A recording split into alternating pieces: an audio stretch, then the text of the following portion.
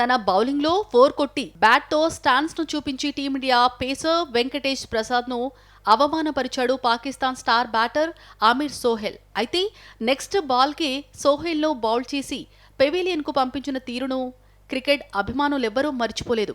ఆ ఒక్క మ్యాచ్తో వెంకటేష్ ప్రసాద్ హీరో అయిపోయాడు.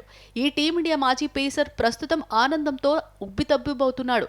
దేశ చరిత్రలో సువర్ణ అక్షరాలతో లిఖించదగ్గ ఘట్టంలో తాను భాగం కాబోతున్నాను అంటూ హర్షం వ్యక్తం చేశాడు.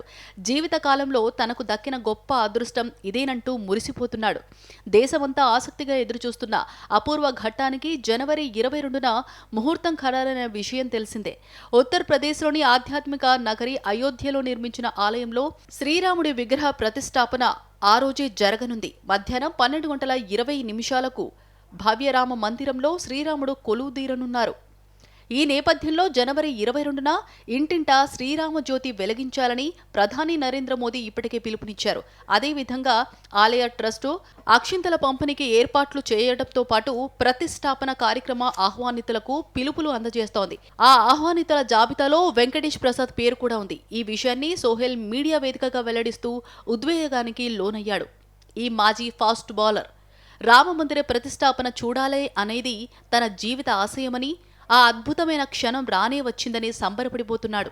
జనవరి 22న కేవలం ప్రతిష్టాపనను చూడటం మాత్రమే కాదు, అక్కడికి వెళ్లి ఆ దేవుడి ఆశీస్సులు తీసుకునే గొప్ప అవకాశం దక్కిందని చెప్పాడు.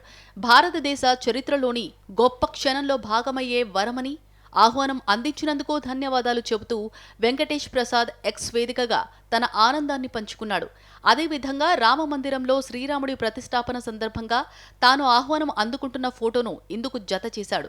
టీమిండియా తరపున 33 టెస్టులు, 161 వన్డేలు ఆడిన ఈ కర్ణాటక బౌలర్ వెంకటేష్ ప్రసాద్ ఆయా ఫార్మాట్స్లో వరుసగా 96, 196 వికెట్లు పడగొట్టాడు.